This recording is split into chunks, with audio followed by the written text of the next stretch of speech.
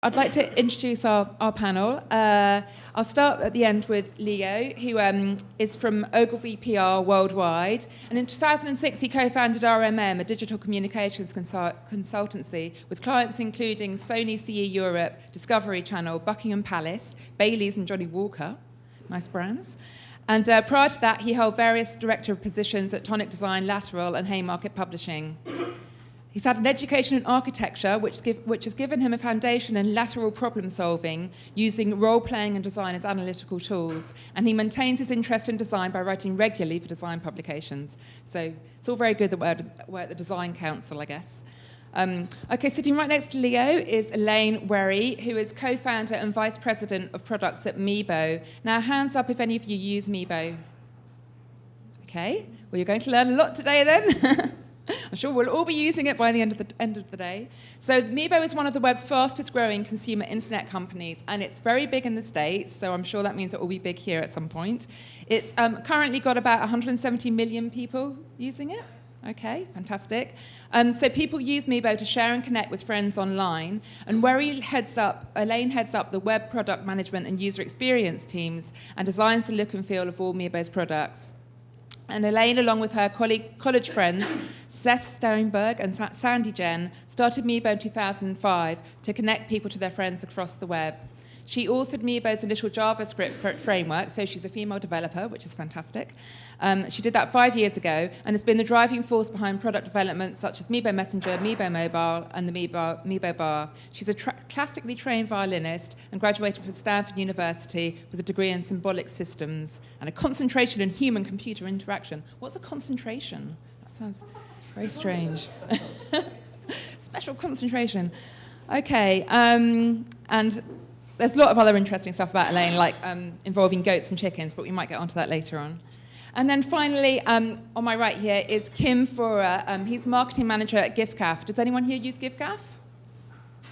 Has anyone heard of GIFCAF? Oh, good, excellent, okay. Well, Kim is responsible for all content at GIFCAF. He leads GIFCAF's web analytics and manages PPC, SEO, and display. What's PPC? Paid search.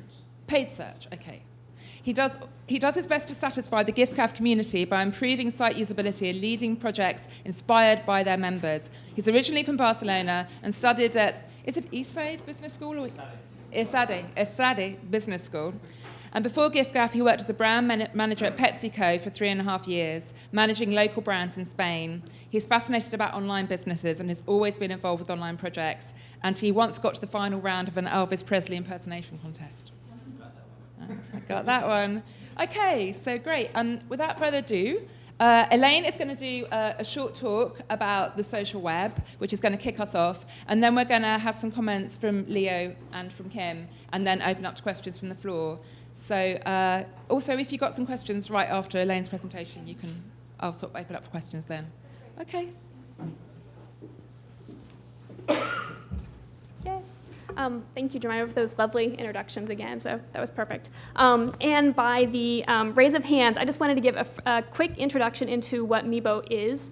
For those of you who aren't familiar with it, we started out in about 2005 doing web-based instant messaging. And since then, we've taken that real-time technology, and today we enable other sites to be able to have things like sharing, to be able to have chat, and to basically to be able to have a sense of community on their own site. And so today, Meebo is present on about, I think, 8,000 sites across the web. And as Jemima said, we have about 190 million uniques per month. Is that right? Yeah, Carter is nodding. Carter is my buddy. He's also here from Meebo. And so, yeah.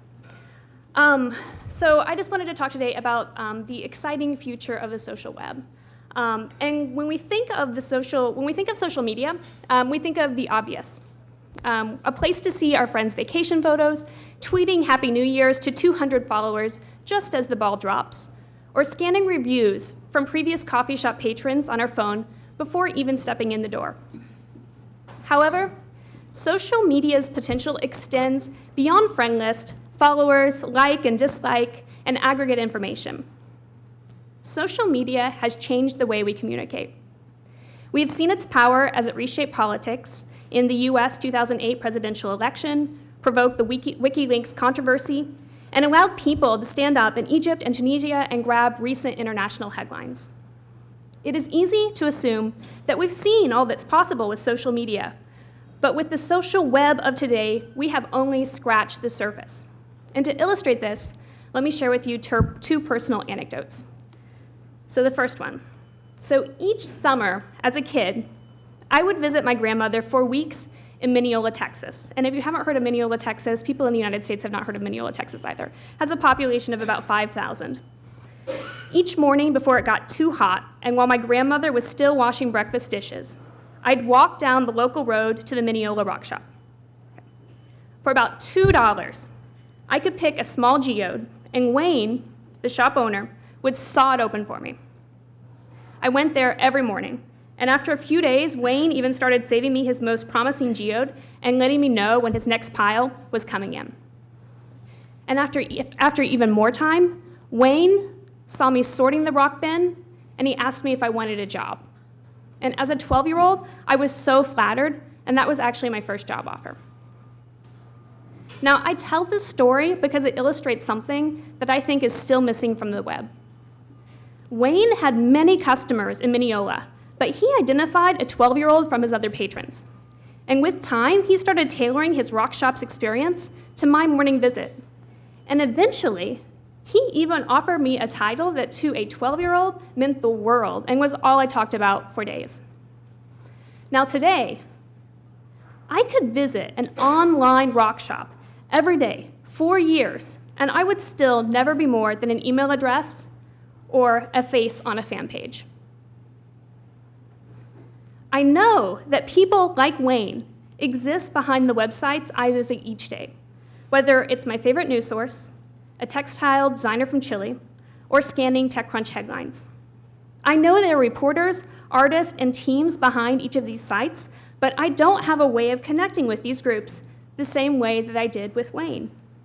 Sure, I join email lists, I share interesting links, but this interaction manner just doesn't compare to the way that Wayne tailored an experience to reward me for my patronage. In today's world, I am most likely no more than an IP address or a transaction number. Large and small commerce sites spend enormous amounts of energy managing giant email lists and luring users back to their sites with discount codes. But sites should be spending that time making their sites inherently social, especially for the users that matter most. Email lists and group messages have limitations. It would have been impossible for Wayne to have reserved a special geode for every regular customer or to have given every 12-year-old a job. But clearly, some users share more, visit more, interact more, and matter more than others. Technology should allow both the site and the consumer to opt into these types of experiences and to unlock their potential value. We think of social on the web primarily as a way to interact with the friends and family members we care about, but what today's social web can provide is an opportunity to connect with the sites and brands that we care about, like Wayne. Imagine a world where you wake up on your birthday and your favorite news and shopping sites have a personalized birthday greeting just waiting for you. Imagine moving away from email loyalty discount blast or worrying about losing messages and feeds. Imagine reaching out to users when you know they are online and looking for new content. Finally, imagine if today, Wayne could give every young rock collecting enthusiast an intern badge online. Up until now, I've talked about how we can deepen the relationship we have with brands and the sites that matter with us, whether it's a rock shop or any of our favorite sites. But now, I want to talk about how we discover those sites initially so we can have more types of these experiences online. And this begins with a small confession, the second anecdote. Here it goes. I play the most unpopular musical instrument known to mankind, the classical mandolin. If there were an endangered classical instrument list, the mandolin would most certainly be on it. And when it is 2 a.m. and I am the 212th YouTube viewer of Flight of the Bumblebee on the mandolin, I'm dying to know and to learn from those other 211 folks who have stumbled across this small corner of the internet. And a search for classical mandolin finds book titles, finds Wikipedia articles, and even links for upcoming mandolin conventions. From here, it will take a small, small miracle to stumble across more gems like my favorite Flight of the Bumblebee video. Even YouTube is quick to point me away to Flight of the Bumblebee on the seven-string bass, on the guitar, violin, and it would be impossible for me to find sheet music recommendations from here. Actually, my best bet for discovering musical content is to troll very obscure mandolin forums for more links.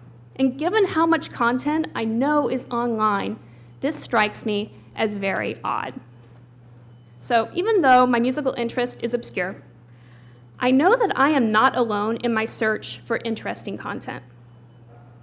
Nielsen research tells us that people are spending approximately a third of their time on social networks, while the remaining 65% is spent browsing subjects that matter to them, whether it's mandolins, baseball stats, antique shopping, biking, or even planning my trip to London.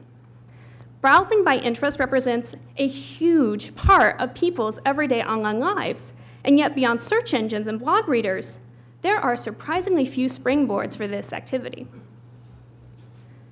We assume that the social web will derive most of its value from the friends and family members we already know.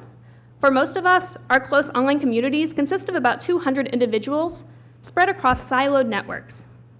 It's unlikely that all of our micro-identities will ever be shared by these limited social and professional circles. However, there are nearly 2 billion internet users across the globe, and when we navigate the web, we are following in the footsteps of many other like-minded people before us, but today, there's no way to see these paths or to know when we are truly trailblazers. So for example, how many of you have heard of Netflix, Pandora, or Last.fm? That's fantastic. That's perfect. I'd wager that these are some of the very best social recommendation services on the web today. And these services provide suggestions based upon previous history, they surprise us with new discoveries, and they continue to get better and better as more people use them. However, their magic isn't based upon complex algorithms, and it isn't simply friends recommending music to one another. Instead, it comes from the overlap of discoveries between people who have shared interest, taste, and preferences. And if we take that more broadly, that's going to change the way we browse, search, and navigate the web. We know that consumers go online for fun, entertainment, socialization, and commerce, but Meebo recently fielded some research that conveyed that people today are looking for something even deeper in their online experiences. Number one, they want to extend offline social experiences and move those experiences online. Number two, they want to create shared experiences that are unique to the online environment. And three, they want to connect with people they wouldn't otherwise be able to connect with. And this is where Meebo is shaping the social web. We believe that the future of the social web will be based upon a shift in the way people browse the internet. Services will not be based upon who you know and direct sharing between friends, but rather based upon what you know and what you're interested in. These services will bring new discoveries to you based on the habits of other like-minded people whom you will probably never know. Companies like Meebo are working to fundamentally change the way we navigate online by moving towards a more people-centric, interest-driven web instead of an algorithmic one. In this new world, your homepage will no longer be a blank input box. Instead, it will say, people like you find this content interesting today. In this new world, it's possible to find deeper, more meaningful experiences based upon our interest and by leveraging what I'll call connecting moments. A connecting moment can be as simple as a Meebo web check-in or as complex as responding to a Quora thread. At a basic level, all that is required is a small gesture to indicate when you have happened upon an interesting site or experience, and then to allow technology to suggest similar experiences based upon people like you. From the biker who wants to find new bike routes or the mandolin player who wants to be inspired by other musicians, connecting moments allow you to discover tailored, trending content based upon people you may or may not know with mutual interest. For brands, these connecting moments hold special promise. They allow us to move beyond just what we traditionally think of as social media, likes and dislikes, and to see the intensity behind users' reactions. By taking advantage of all facets of the social web, brands can tailor their experience to users, monitor subtle perception shifts, and unlike consumer insights that might otherwise go undiscovered. And that's where I'm going to leave you today. I hope I've shown how much promise the future of the social web holds and how we can go both deeper and broader. And specifically, there's an opportunity for sites to build deeper relationships with their consumers, like Wayne, and two, that the social web will benefit from the people you know and the people you don't know to make broader online discoveries. Technology has already proven it can connect people together. In the future of the social web, we will see new ways to connect with people with content based upon people we do and do not know. From the behavior we see today, we know that online users seek deeper, more meaningful experiences to explore interests and content. And Meebo looks forward to shaping the social web to fulfill these needs with an online experience that is people-powered, interest-driven, and provoked by connecting moments. That's it. Thank you so much.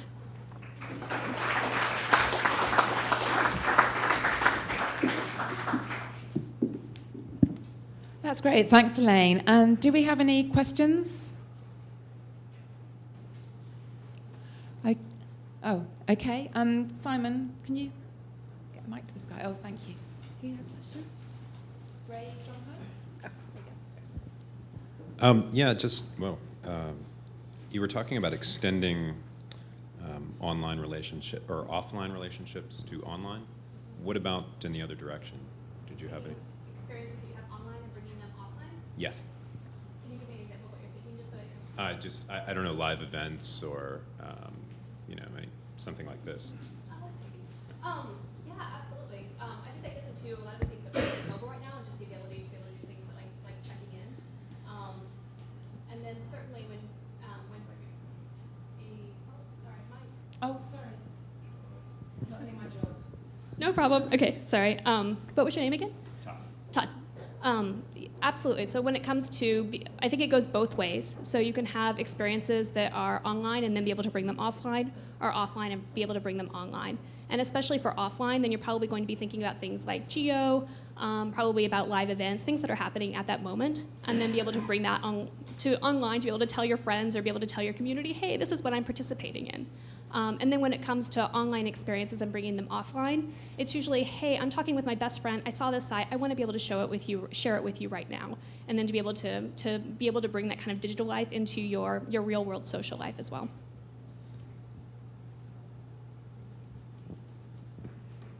Any more questions? Okay, I think it would really help if we started with what everyone's different definition of the social web might be, and maybe see if we can all come to a kind of common consensus on what the social web might be. Now, Elaine, from what you said, you seem to be looking at a deeper, more meaningful experience than that which we have today, more connected, more people-centric. I wondered if Leo, maybe you could tell us how you see the social web? So when I was coming up in the lift this morning, I thought, this is going to be a really weird panel. Surely the social web is here. What are we going to have left to talk about? Everyone's on Facebook. A lot of people are using Twitter. That's done deal. Can we go home now? Then we started talking as a group beforehand, and the idea of, I guess what I'm thinking of is social media, where I can connect with people, and to a certain extent with sites. But pretty much how I discover things is driven by me discovering it, not it discovering me. So to use your analogy, I can go and find Wayne, but Wayne finds it tricky to come and find me, and to personalise the experience that I have with him. So and then I got dragged off to talk to a flip cam about this, and my thoughts evolved slightly further. So this is a work in progress.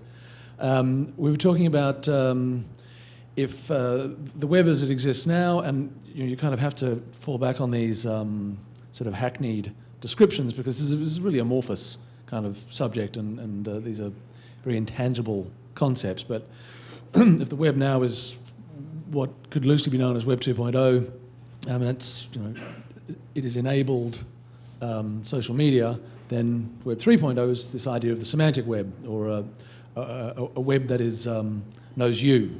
So I can know the web now, but later on the web will know me. So I think that's kind of where I think my head is going in terms of what is the social web. It's a web that knows me rather than me knowing the web. The interesting question that I was asked by the guy with the flip cam was, where do I think it's going? And sort of as we sort of pondered through the where's it going, there's two paths. Where is it going and where should it go? Where is it going? I think the web follows the money because it's inherently it's not inherently, and that's a problem, but it is ostensibly a business environment. And so you see Facebook is successful because Facebook makes the web easy. Where should it go? Idealistically, I think it should go, and it's my view obviously, it should go to be more useful rather than more easy. And so you get into this, net neutrality is a great example of this. So with a two-tiered web, it certainly makes it more easy for some people in a commercial context to get their content out through privileged bandwidth. But is that where it should go? Perhaps easy is not the best thing, and it should be more useful, and net neutrality points to a more useful web. So I think part of what we're talking about today is where's this going? Does the social web speak of a more useful web, or does it speak of an easier web experience, and which will succeed? That's enough of a waffle. No, thanks, Leo. I really like your point about a more useful and easier to use. I think that's a good kind of definition to go with. And They're not okay. conflicts, but necessarily, but I think they're not necessarily. So they're not in conflict necessarily, but I think they are different things. And sometimes, Last FM, I'd love to talk a bit more about that later because I think it's a really good example of useful and easy. Okay, thanks. And Kim, how would you like to define the social web? What does it mean to you? And seeing as Leo and Elaine have talked about it, where do you see the future lying? Briefly. Yeah, okay. So, making it really brief, I'd try to take this question from a different angle, which is why is social media important to GiveGav, which is, I heard at least 5 of you know what GiveGav is about, so we're a virtual mobile network, which is extremely social. So if social media didn't exist, GiveGav wouldn't exist. So it's the reason to exist for our business. Why is it so relevant for us? Well, it connects our content, it connects our services in a more interesting way than what you would see on a shop or what would you see even online on many services like O2, Vodafone, or Orange. We connect with people with endorsement. Actually, people around me like GiveGav. If I go to the site, oh, this guy likes GiveGav, and then you start seeing conversations coming from that. Oh, did you hear about GiveGav? Are they good? Are they bad? So we're seeing loads and loads of conversations of awareness happening instantly thanks to social media. And it takes that extra step of we have a recommendation, we have an endorsement approach in a way to sell our business, because wherever we try to go, people will see that other mates are with us. And that's why today, if our surveys say that it's over 50% of the people who are joining GiveGav have been recommended by a friend or have seen it for the first time in social media. Okay, that's great, thanks. And I just wondered if there's anyone out here who has a kind of burning definition that they feel we haven't covered on the panel of what the social web might be? Are you happy with the way the conversation's going then? Because this is it's a very amorphous subject. I actually thought, I know what to do. I'll look up social web on Wikipedia, and that will kind of start me off. And of course, if you go to the Wikipedia definition of social web, it's like the example of the worst ever kind of crowdsourcing. The page makes absolutely no sense whatsoever. And there's loads of kind of messages stamped on there by Wikipedia editors saying this page needs addressing, sort this page out. So that wasn't really very helpful. But I think if we're looking at this kind of idea of a more useful, more meaningful space, then Everyone sort of here has talked about everyone here is responsible for developing different tools and different content. I think both Leo and Kim are quite good at how businesses might use the social web. So if that's of interest to you guys, I think we might focus a bit on what businesses might do to get the most out of this space. So starting with Leo, like what would you, if you were sort of had a business as a client, what are the first sort of rules that you try to get across to them while using the social web?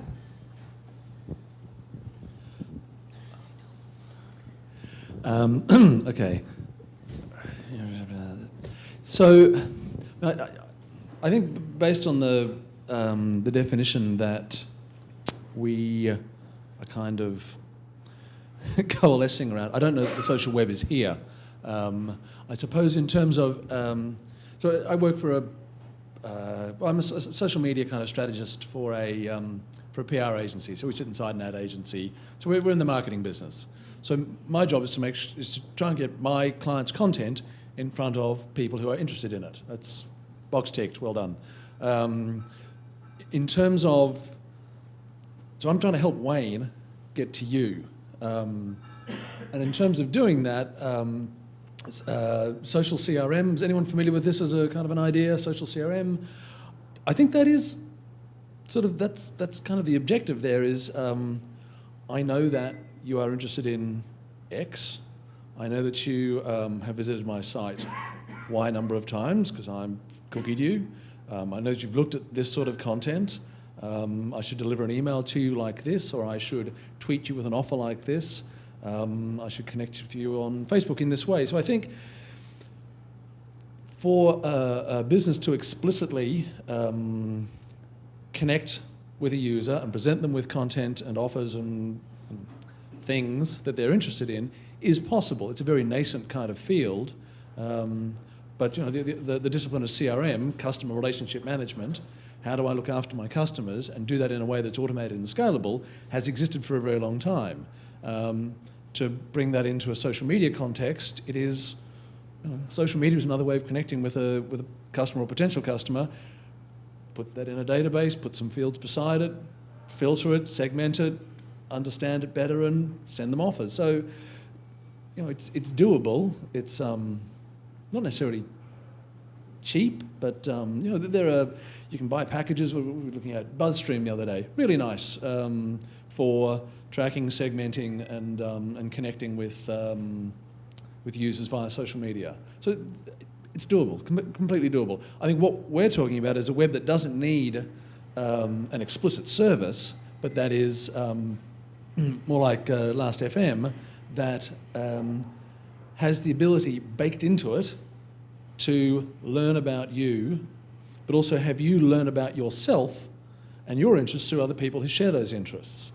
So I think that is and music's kind of, it's not unique, but music's certainly a great case study for this because people's tastes around music are definable by what they listen to. So you can, technically it's possible to look at what someone played the most, what somebody else played the most, where are the connections between those two. I think what Elaine is talking about is who's browsed this site. I've browsed A and I've browsed G. Wendy has browsed A and she's browsed F. I might be interested in F, make that connection. Yeah, is that a fair? Yeah, that works for me. Get me from A to F.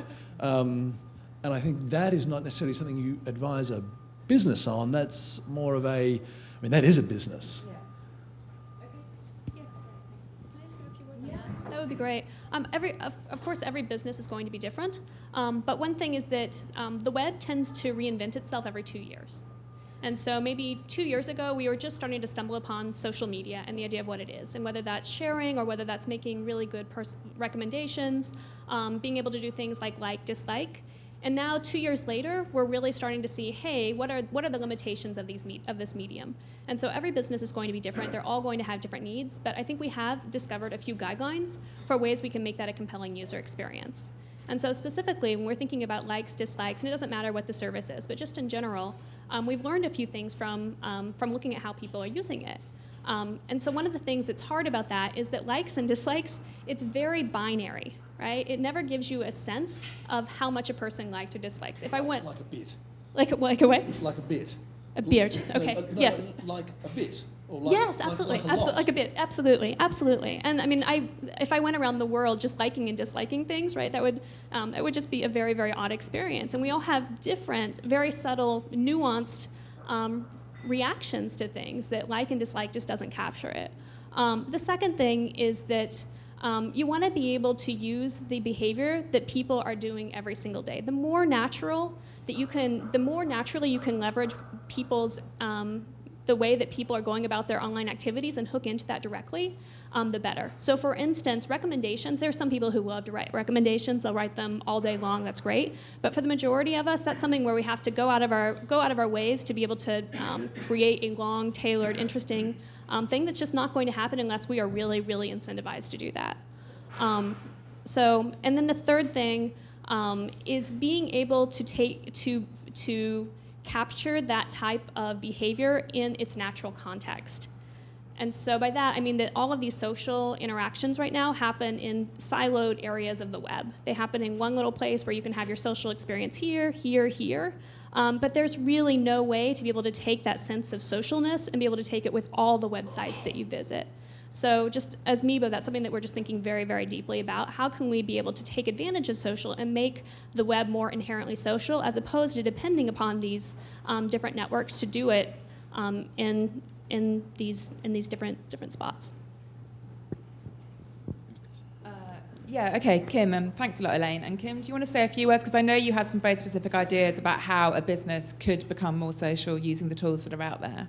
Yeah, just also trying to be as brief as possible. It's sometimes really hard to see the return on investment from social media, especially if you're attributing your sales to a last click from social media into your site and then getting a purchase or an order out of that.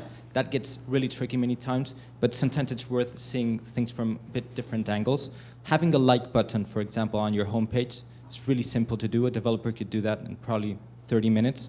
How many sites out there are missing with that like button on the homepage? And that drives the amount of likes. It's multiplied for us about ×4 in a very short period of time since we just put this like button in a prominent place.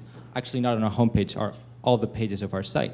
And that allows us to get more engaged users, more recommendations, more people getting exposed to giffgaff as a brand completely for free. Don't have to do anything about that. So that, I mean, if I had to say, where should we start with? I'd say put a like button. I think that's would be the first start. Where we have ended up, well, at least giffgaff was born with this idea of that actually it's not us that drive the business 100%. It's our customers who do that. So giffgaff does not have customer service in the way that you have a call center to answer your questions. You have a forum, and members answer each other's questions, and we try to reward them for that. We don't have sales department.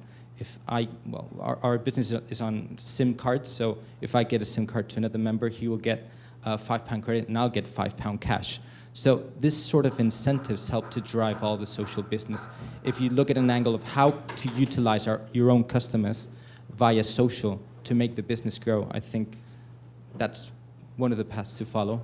Probably is the highest path or highest angle where each brand would like to go to.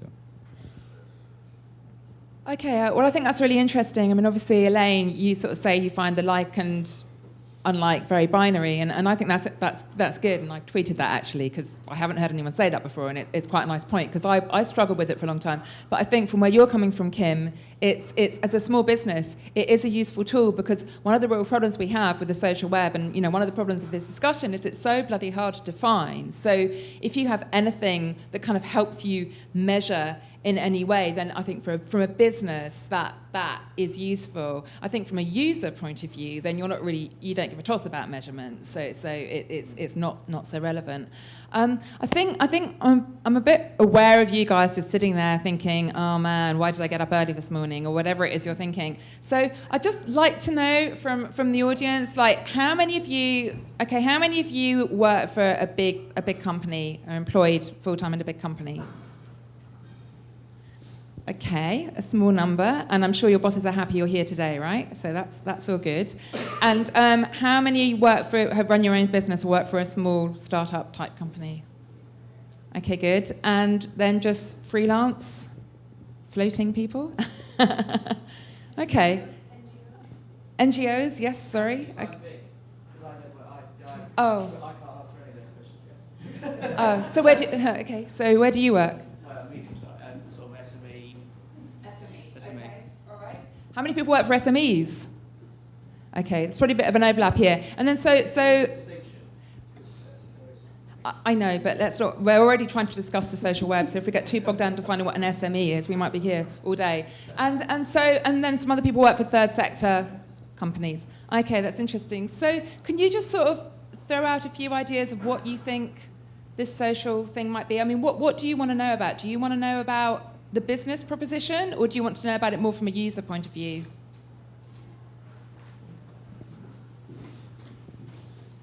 Hi, my name is Suzanne Fisher. I'm the web editor at Save the Children, which is, I don't know if you guys know it, but it's quite a large non-governmental organization based in the UK. So my two questions would be, how can social media build social movements? So moving beyond the corporate sector and looking at that. And I guess as well, I'd like a little bit more detail about how you've talked a lot about this vision for what the experience could be on social media, let's say in 2 years. Could we get a bit more concrete with that? What would a user journey be?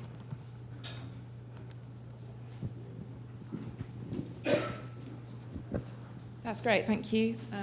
Okay, who wants to... Should we start with Leo? Two questions. How can social media build social movements?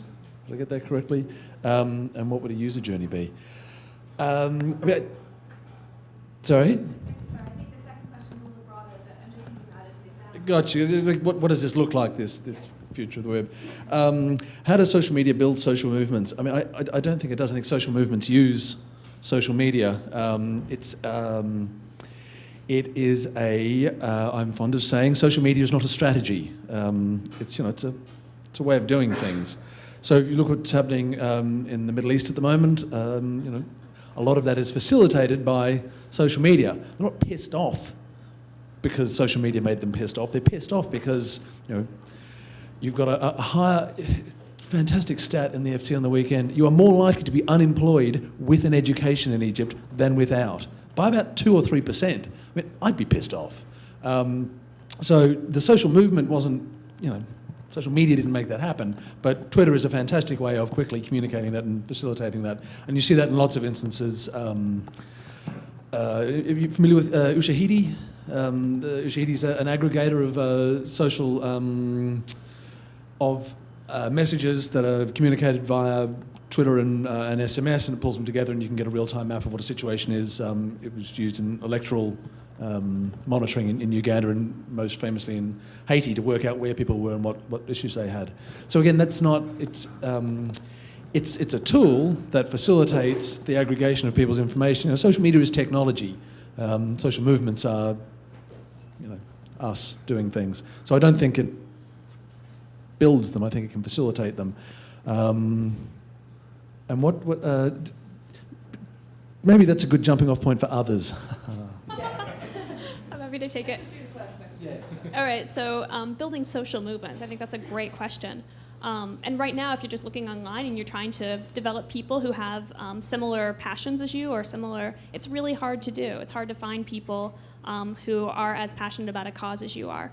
And then I think the other thing is that right now, when you're looking for these causes and you find a list or a group of people, it's hard to know who is the person who is really spearheading this, who is the person who has done something concrete in order to be able to move this forward. And I think one of the things that we're hoping for, at least in the future of the social web, is to be able, it goes back again to like having binary and to being able to see meaning beyond the tally of numbers, right? To be able to look at it and say, hey, this is a person who is really, really passionate. If I pair with this person, we can really get some stuff done. And to be able to understand, this is a person who excels at being able to do communication. This is a person who excels at being able to do outreach. This is a person who excels about being able to do development. But to get beyond the sense of every person online being a number, to being able to get to understand who that person is and a little bit more about their background. I'll stop there. I would say that probably a good example of what the future could look like is if you go to Amazon. Basically, I think it's a perfect example of a site that recognizes you, recognizes your IP address, recognizes what you have been buying, what you've been interested, what reviews you've been seeing, and constantly linking things with a user experience. So basically, if you're planning to buy something, you would have top recommendations, and that ranking of top recommendations is sorted by most helpful recommendations. So altogether, it's a very intelligent algorithm that allows you to understand why you should be buying one thing versus another thing. They compare you, like people who have bought this, it's very likely that they've seen other products, maybe they buy them, and maybe packs. So if you're buying this, maybe you should think about buying this other thing, this other thing. So all of that together, I think, is quite the future of a lot of e-commerce sites. The way they're driving business is it's a bit, probably from a development-wise, quite complex, but it seems like it integrates with social media completely. So if I was to say how we would want giffgaff to be, a very extremely social network, we would want our products to be rated by our members, and they would decide, well, actually, this product, I would rate it with a 4. So this other product is a 2, it's rubbish, you shouldn't continue doing this product. We would want our community to decide what they like and expose to them whatever we think that they may need, depending on their usage. Okay, thanks, Kim. I think, Leo, you answered this lady's first question, but not really the second one about how the web might look in 2 years. Do you want to talk about that? There's definitely like a subset. I'm not saying it's 1, I'm not saying it's 2, but I'm definitely saying it's not 15, right? And so you want to figure out the things that matter the most to your users and make sure that that's available. And so if that's email, Twitter, Facebook, IM, whatever it is, right? That's what you should be promoting. So I hope that answers your question. Cool. Yeah. Do you want me? Oh, go ahead. Yeah. So I think Xlaw is an interesting one to bring up because that is about easy necessarily. How do I get a user from A to B in the most expedient way possible? How do I find something that I wasn't going to find before is possibly not about less options, it's about more options organized in a way that suits me. So I have a 17-month-old child, so I'm interested in how people learn and different, is it auditory, is it visual, is it spoken, all these sorts of things. So if you could imagine that your experience of the web is the content or the things that are presented to you are based on your interest and how they sort of correlate against other people's interests, and it organizes itself in a way that suits your learning needs. So instead of less choices, I might like thousands of choices, because with not enough choices, I feel like I can't move forward. And so I think that's, I'm now stuck on this question about what the future of it looks like. It's going to bug me all day. I just want to go to this future of the social web for a second. Okay. But I think one of the things that is present in the social web right now is it's really hard to find an outlet for our micro identities. And so what I mean by that is that there are things that we put on our public profiles where we say, hey, I'm a huge fan of such and such, or I'm a person of the social cause. And those are kind of parts of our formal identities. But then when it comes to the things that we do after we leave that, we have all sorts of interests that we are looking into every single day that we don't necessarily have formally posted online. So that could be something like classical mandolin. It could be, oh, I'm interested in something that is happening, like a sports event that's happening that's only seasonal, where I'm not necessarily going to formally post it. But there is really no outlet for those micro-identities and saying, hey, do I want to kind of get more into rock collecting, or do I want to kind of explore this type of music a little bit more clearly? And so right now, the web is really poorly positioned to be able to provide people a way to discover those micro-identities more. So we have two ends of the spectrum. We have the algorithmic, which is you put in a query term and you are guaranteed to pretty much get the same output every single time. And we have our friends' recommendations, which is a great place to be able to see their pictures and be able to see YouTube. But if I wanted to find somebody to be able to ask them, where can I get the best mandolin content today, I'm not going to be able to find that very easily, because I don't expect my friends to necessarily have those same interests. Isn't that what core is all about? Quora is great. Quora is fantastic for being able to go online into that area and ask a question that you already know, and it does it in a place. It does it in one specific part of the internet. What we're looking for is something much more distributed and something where it's easier to make discoveries that you didn't necessarily know that you had the question in the first place. And so that's when I'm talking about kind of this social web and being able to move away from the algorithmic, that's what I'm hoping, that's what we're pushing for. And I'll stop there. And Yeah, I'd just compliment what you're saying, Liza. I think that's completely right. I mean, where we think that the web could be moving in the future is more about other people's finding the content that they need all across the site at any situation, any moment they are, or just given a few things. So if they're starting to search for something, you already may know where to end because another friend has also searched that and he's a friend of you. So there's some kind of degree of integration of sort of some kind of Google search into social media, which currently is not happening. I would say that, though, it's a bit hard also to change behaviors if behavior on the web has gone across search all the time. So it's going to be very difficult to make a jump from there to another place. Today, like the way we see ourselves as GiftGaff as a business, that actually recommendations or people finding us for the first time is very frequent on social media, but they're not coming back to us via social media because they already know what GiftGaff is, so the way to come back is probably going to be through Google. So there's always going to be that combination of what's exposure and what's you already know, I'm coming back to the site, what's the best way, algorithmic-wise, or probably just bookmarking or direct. Great, thanks. All right, this patient guy here in the check shirt. It's moved on a couple of things but I was coming back to the point that this lady was making about the future. That's fine, we can move around. The future of what the social web might look like in a couple of years' time, and just some thoughts rather than necessarily questions. I think there's lots of disparate places that people get their content from, and like you've been saying, we get our content from places. There's very few places that give us content that's of interest. Heard this word about serendipity before, about people finding things by chance, and that being a nice way of socializing through the web and through the content and through activities and groups and things that you're interested in. I think Amazon, Last.fm and Facebook and stuff, you go to these places for sort of fairly siloed activities, and that somehow the future of the web in my head would be you turn on your computer and you as a person, as an individual, are accessing the web through some sort of interface that aggregates this information. Facebook obviously does that to quite a large extent. As we know, stats indicate most people spend a lot of their time on Facebook, probably above every other social network and above lots of other websites. So there is some danger in the back of my head that Facebook will become the internet, become the web. That's where you log in and stuff is pulled into there, your music taste, events that are happening. And that's my thoughts really, and I'll sort of leave it there for anyone else to chip in with. That's great. Do you want to pass your mic to the back? Because it's quite a good area to discuss, and there's certainly a few visions that have been put out there that we can talk about. Just the guy at the back there. Hi, Patrick Brennan from IPMC. There's been quite a lot of discussion about the individual user experience, but it strikes me that it's really all about groups and communities and networks of communities and networks of groups and group experiences. That really is, to me, is the difference between Web 1.0 and Web 2.0, Web 3.0, whatever you want to call it. That's the shift that we're seeing.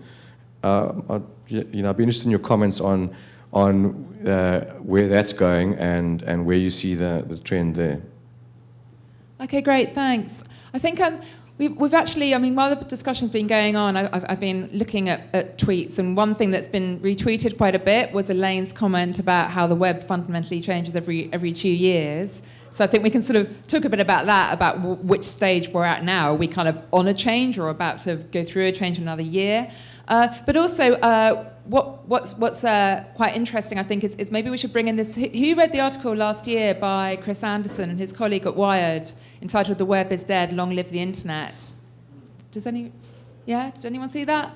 Okay, but you probably sort of heard the fallout from it. That was like August last year, and we've said web. We've been using that word a lot today, but Chris Anderson's argument was basically that we're not really using the web so much anymore, and that use of the actual World Wide Web, as in the web of documents, has declined, and we're seeing a growth in peer-to-peer social networks and also in video, probably also mostly using social networks. And their argument was that we're using platforms like Facebook more, and we're using apps downloaded to our phones, and we're using APIs, and we're basically using kind of semi-closed solutions rather than the open World Wide Web. And I just wonder what the panel might think on looking at that kind of vision of the future, which is kind of, to me, slightly dystopian and very commercial and maybe not so nice.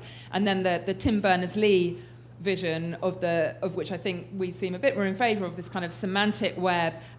He had a great quote actually in 2006 where he talked about an overlay of scalable vector graphics, everything rippling and folding and looking misty, which kind of sounds very dreamy, but it's this kind of idea of almost like something like kind of what's that film with I'm trying to think of that film with Tom Cruise where he's sort of pulling stuff out of the screen, which sounds very human, very kind of friendly. And I wondered out of which of those visions where you guys see us going and looking very much in the kind of 2 years' time where we might be. Okay.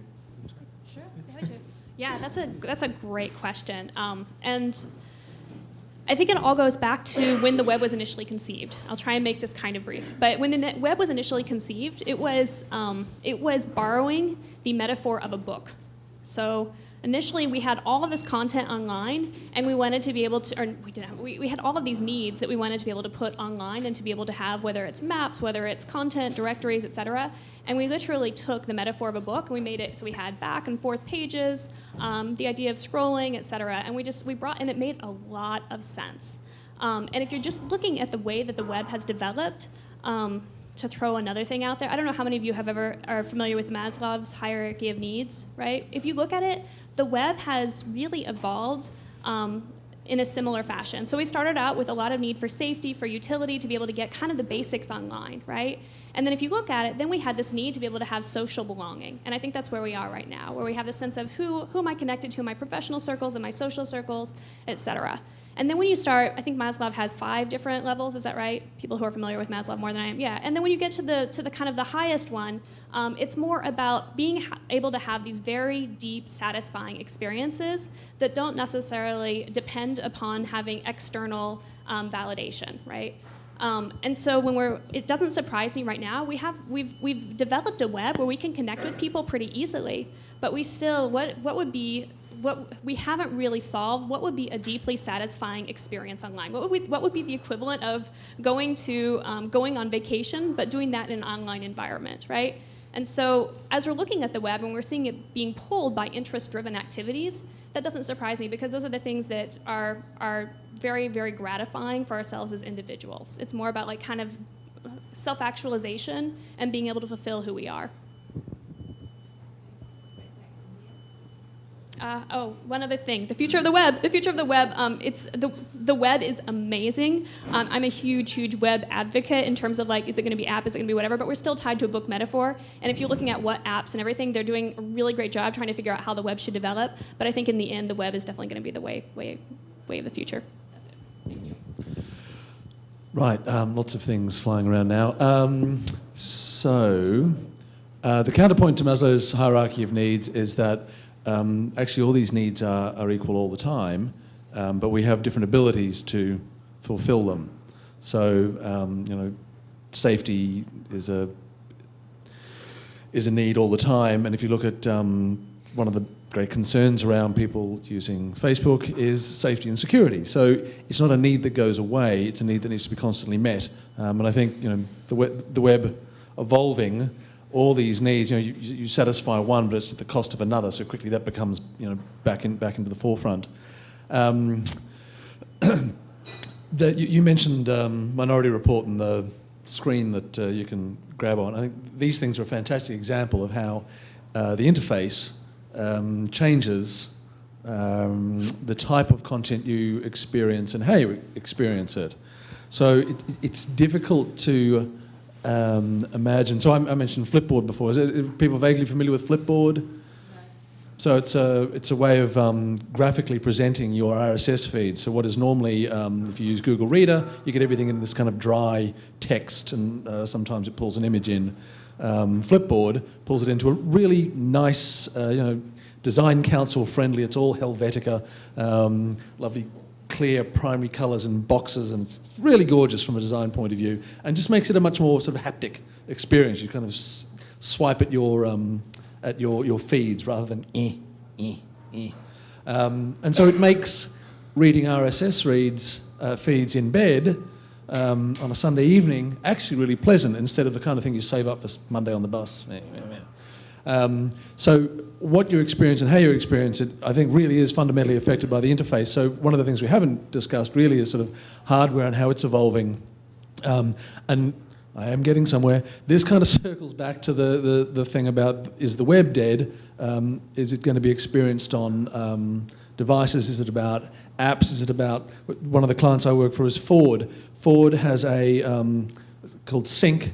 It's a technology that turns the dashboard pretty much into an OS. So, taking the concept of mobile, and it's really mobile, it's a car, it's got wheels on it, and you can make apps for it. So in the States, there's a Pandora app for your Ford dashboard. There's a, not a Netflix, but there's sort of 4 or 5, and they're slowly building up this app ecosystem. So that's not about experiencing the web, that's about experiencing the internet. And there's a very important distinction there. Because once you get into the internet, then everything gets very fragmented and very weird. The web's kind of this nice contiguous experience, and generally, as you say, it's this book metaphor, and we all get how it works, and on the internet is a completely different, really wild, hairy beast, and it gets very fun, but it gets very fragmented. So one of the more dystopian views of the future is that we're going to have all this siloed stuff, and Jobs is doing his best to make sure that Apple becomes a particular silo.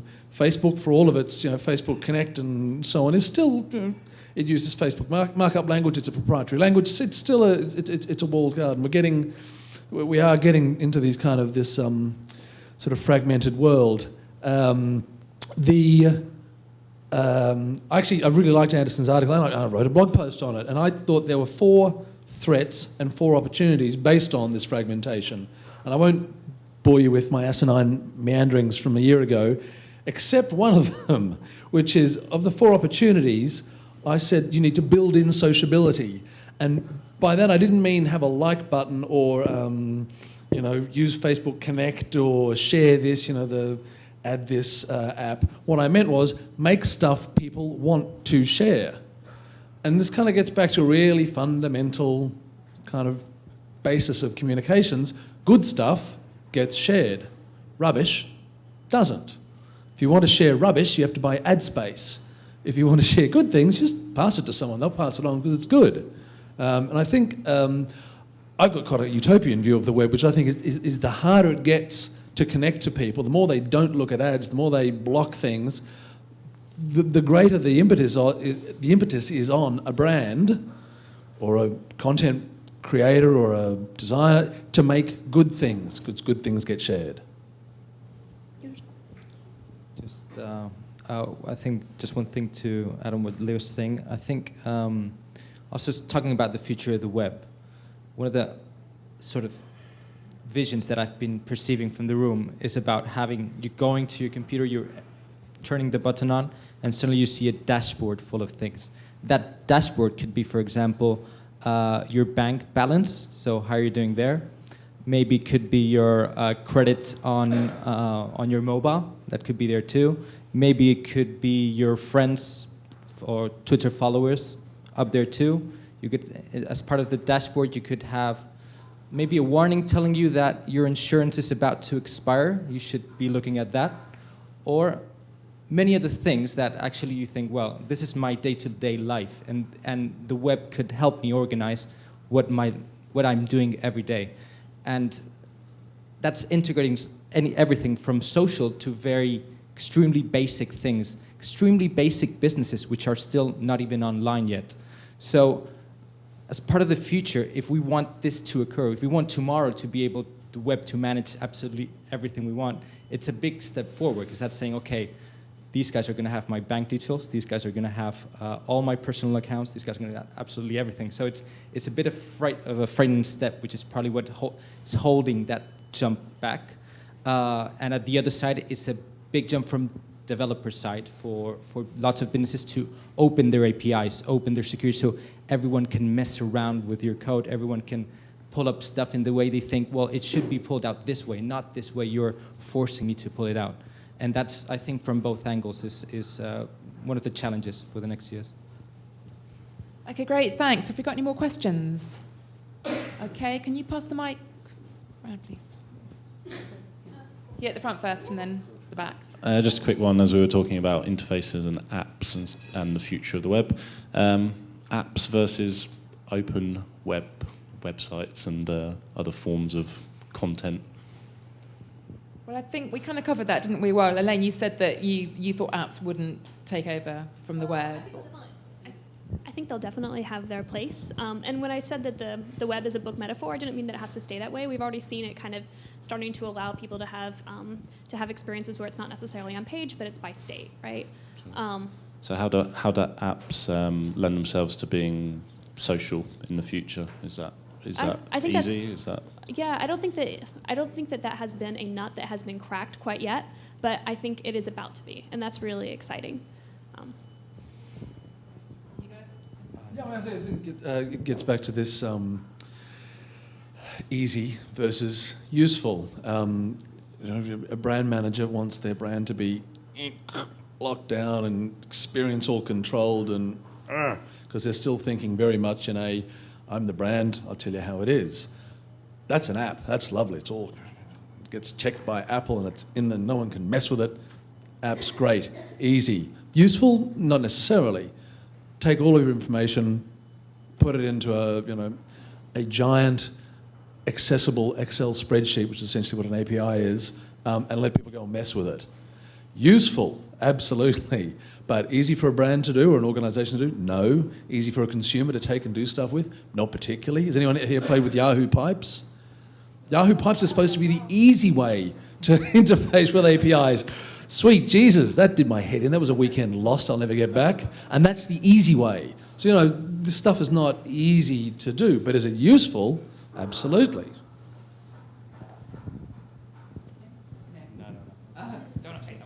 Okay, yeah, I think it's interesting as the idea of apps not being social, because I know they may be closed, but a lot of them are very social just in what They're not necessarily not do. social. I was just wondering, in the future, Yeah. is there a big divide between finding stuff through apps or finding stuff through web pages? And where that will go, we probably don't really know yet. So. Okay, thanks.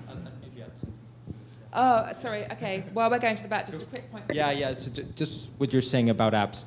What we find many times, like, there's been a big boom of apps, and actually many of them are just glorified bookmarks. So it's just people basically trying to put all their site into an application, and you get there, and what's the usefulness of that? Well, maybe it's not, but it's just cool. You need to have an app. So it's been out there a lot. And I guess that there's the other side of the story about apps, which I think the benefit of it is that you allow other people to create your interface and show you how you should be doing things, how you should presenting your business, how you should be presenting your offers and your price, etc. And all that is a big benefit for marketeers because it exposes to many different ways of presenting what our business is about. And I think that's the good thing about ads. That's the benefit, because you're not forcing things through. If you're open your APIs, opening people to create apps for you, that is a big advantage. So your point, like apps that are social was the future. I'm just flipping through this game. It must be a really social app. And I found my all-time favorite app. First thing, I'm a happily married straight man. However, Grindr is awesome. Who knows Grindr? If you're gay and you want to get laid in London, get Grindr. So what it does is it uses geolocation to say where you are. Other people with a similar interest turn it on and it says where they are. And you can find people who are in your proximity who want to do the same sorts of things that you want to do. That is really social. I mean, there's nothing more social than that. And so I would add a corollary to my earlier thing that good things get shared. Things that really matter to you get shared. getting laid matters to some people. Grindr helps you do it in the most brutally efficient way. That, you know, I've got it on my iPad. I'm not even going to, I swear to God, I'm not even going to use it for that. But it's such an interesting, useful app. I don't know what their install base is, but it must be enormous, especially among its target audience. I saw lots of knowing smiles when I mentioned it. So, you know, the future of apps in a social sense is good, really useful, and using things that are built into our inherent social needs, like physical proximity. You can't have sex with someone who's not in the same bar as you. Great, okay, I'm not quite sure where the conversation's going to go after that. Moving to that level. Thanks, Leo. Question at the back, I think. Do we still have a question at the back? Hi there. Yes. Liam TV from Mason Zimler. I think we talked previously, Leo, you were talking about things like Last.fm and the ability to use your peers and their likes to actually edit the internet for you and to provide you with content that is relevant and interesting to you. You see increasingly a trend of actually, the first iteration of the web, we mainly consume content. We actually move forward into producing our own content and engaging with other people. We're now moving into a period where actually a lot of people, there seems to be super editors, people who actually go out there and find the long tail, find the interesting, whereas lots of people seem to actually just promote what's already popular. What's popular is popular, and it ends up with quite a closed sort of insular loop when actually there's only a very select few people out there who actually are finding really new content and feeding that into these closed social networks. I wondered if you could comment on how you saw that developing. Great, who's going to take that first? Elaine? Sure. I think that's a really interesting point, just that there are certainly people who tend to be the hubs of content or tend to be the hubs of their social circles. And the being able to say who are those very important people, who are those VIPs, being able to know who those are and identify them is really important in whatever this network is, right? And so there's definitely the kind of the recommendation portion of it, but there is also the when I am moving online and I want to be able to find somebody who is interested in the same mandolin sites that I am. Being able to find a VIP of mandolin sites is really important. And I have no idea who they are. There are probably only like 200 of these people. If I know who that is, oh, that's going to make my day. But until then, just being able to trying to be able to come up with an interface or user experience that allows us to identify those people, so we can build upon that in our own experiences is important.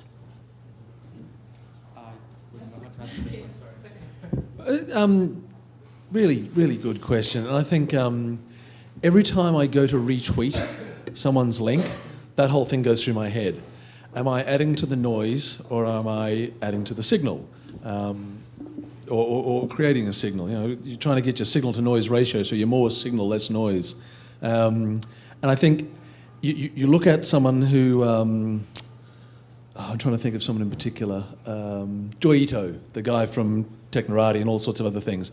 He tweets something, and I think, well, he's got 1 million followers. I'm not really adding much, and probably most of my friends follow him. I'm probably not adding much value by retweeting what he's just tweeted, regardless of whether it is something that I've seen before or not. So you kind of think, what's the distribution of this piece of information already? So I think a lot of stuff, and maybe I overthink retweeting too much. Maybe that's just a personal thing. But I think a lot of these processes happen in our minds before we hit a like or a retweet or a follow button. I think what Elaine is talking about is a scenario where it happens in a more formulaic and more automated way for you, or presented with some options. Joy Ito is followed by this many people, but he often finds things that no one else, these links are often unique. You might want to retweet them, with them to your, I don't know. I mean, it's a really interesting question. Why are we broadcasting this stuff? Is it to form our identities? So you now know something about me. I'm interested in Technorati and Joy Ito, so if I retweet him, each time I do it, I say, well, I'm kind of interested in geeky stuff to a certain extent and blah, blah, blah. So there's an identity thing there, but then I'm also trying to add some value, I hope. Yeah, good. No answer, just like the question. Okay, we're kind of over time, so I don't know if we've just got one last quick question. I'm sure we could talk about this all day, but is there one last quick question to go out on? Okay. Oh, yeah, one more. Hi, my question is for Elaine. You mentioned earlier on that you thought there should be a move away from algorithmic results, but current search engine results like Google, are very successfully combining semantic and personalized results. The products like hotspots are showing the integration between social and what's available there on the web, and that's purely by algorithms. So why and how should we move away from that? I'm not anti-algorithm, by the way. I'm just trying to point to a need in the web that I feel like hasn't been fulfilled yet. But when I'm thinking about what the problem, the need that I see that hasn't been fulfilled yet is for tailored trending content. And we've seen that a little bit with Twitter, where the content that you get, if you search for something on Twitter, it's going to change every single day, where you don't necessarily see that with what we have right now with algorithmic centered websites. So being able to say, hey, I'm interested in this kind of topic. I know that this topic is always evolving. It's great if with the semantic web, it's already easier to be able to classify it, but being able to say, hey, people like me who are also interested in such and such have found such and such interesting is really helpful. And it's not going to be done in a completely non-algorithmic way. It's just going to be done in a hybrid way that leverages a little bit of algorithm and a little bit of the people, and hopefully fills that middle ground need better. Yeah, I would add to that exactly what you're saying is that, I mean, algorithms, I think they're going to still be very fundamental for each business because it's an acquired behavior for everyone on the web. Today, if you're looking for something, the first thing you will do is Google, and that's been acquired over the past decade. It's moved it's such a short period of time, but it's already part of us completely. The benefit of what Elaine's saying, I think, is that when you're searching for something, then you could be able to actually, why would you click on the first link versus the second? Maybe, as part of the algorithm, you could add, well, actually, 10 of your friends clicked on this first link and actually like this first link on Facebook. So that is a kind of combined approach of what algorithm-based plus social, because you have that endorsement or recommendation. Okay, great, thanks. Well, unfortunately, we're up on time now. So thanks, everyone, for coming. Just as one final point, just so we feel we've got some takeaways from this, which hopefully you feel anyway, I'd just like to ask the panel a sort of quick fire. Can you give me one word that you would use to encapsulate your vision of the social web? And you can't use social or web in that. and are we there yet? Yes or no? How much time do I have to find this word? One word. Engagement. And are we there yet? Oh, sorry. We're not there yet, no. Interest-driven.